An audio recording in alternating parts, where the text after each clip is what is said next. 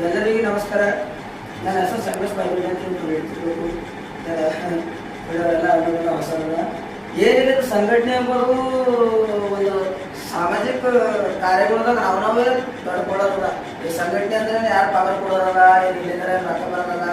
Social ವರ್ಕ್ಗಳು ಎಲ್ಲ ಜನರಿಗೆ ಅನ್ಯಾಯ ಆಯ್ತದ, ಎಲ್ಲ ನಾವು ನಾಡು ನುಡಿ ಜಲ ಜನಕಾಯಿ ಎಲ್ಲ ಅನ್ಯಾಯ ಆಯ್ತು ಅಂದ್ರೆ ಅಲ್ಲಿ ಧನಿ ಅಂತ ಕೆಲಸ ನಾವು ಮಾಡಬೇಕು.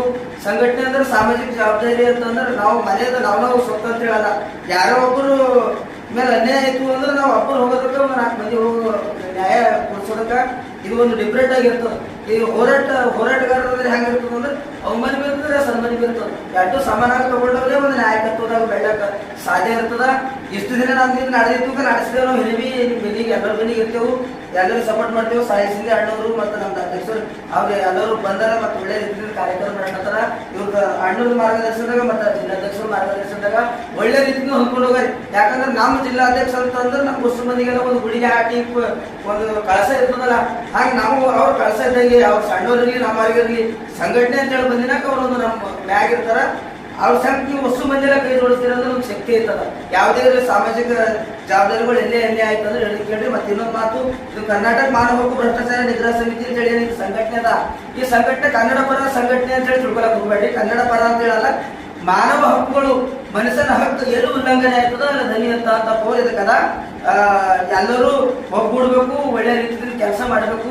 ಯಾವ್ಯಾವ ಹಳ್ಳಿದಿಂದ ಯಾವ್ಯಾವ ಸಮಸ್ಯೆಗಳವ ಅವೆಲ್ಲ ನಗರದ ತರಬೇಕು. ಕಾಂಟ್ರಾಕ್ಟರ್ ಇರ್ತಾರ, ಜಿಲ್ಲಾಧ್ಯಕ್ಷರು ಇರ್ತಾರ, ಅವ್ರ ನೇತೃತ್ವದಾಗ ಮೇಲಧಿಕಾರಿಗಳು ಗಮನ ಹಾಕ್ತಾರ್ರಿ. ಎಲ್ಲ ಆಗ್ಲಿಲ್ಲ ಹೋರಾಟ ಮಾಡಲಿ. ಯಾವುದೇ ಆಗಲಿ ಒಂದು ಊರಾಗಲಿ, ಒಂದು ಶಾಲೆ ಮಕ್ಕಳಿಗಾಗಲಿ, ಶಿಕ್ಷಣಕ್ಕಾಗಲಿ ಪ್ರತಿಯೊಂದು ಎಲ್ಲರೂ ಒತ್ತು ಕೊಟ್ಟು ಒಂದು ಸಂಘಟನೆದಾಗ ಬೆಳೆದ ಒಂದು ನಾಯಕತ್ವ ಆಯ್ತದ.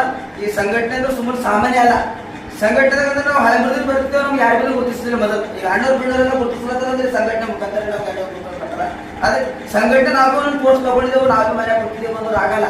ಸಂಘಟನೆ ಅಂದ್ರೆ ಹೇಗಿರ್ತದೆ ಅಂದ್ರೆ ಒಂದು ಗಿಡಕ್ಕೆ ನಾವು ನೀರು ಹೊಯ್ತಾ ಹೋದ್ರೆ ಯಾಕೆ ಬೆಳಿತಾ ಹೋಗ್ತದಲ್ಲ, ಹಾಗೆ ಸಂಘಟನೆದಾಗ ಶಕ್ತಿ ಬೆಳಿಬೇಕಾದ್ರೆ ಒಬ್ಬೊಬ್ಬರು ಒಂದು 10 ಮಂದಿ ತರಬೇಕು. ಅವ್ರಿಗೆ ನಾವು ಒಳ್ಳೆ ಕಾರ್ಯ ಮಾಡಬೇಕು.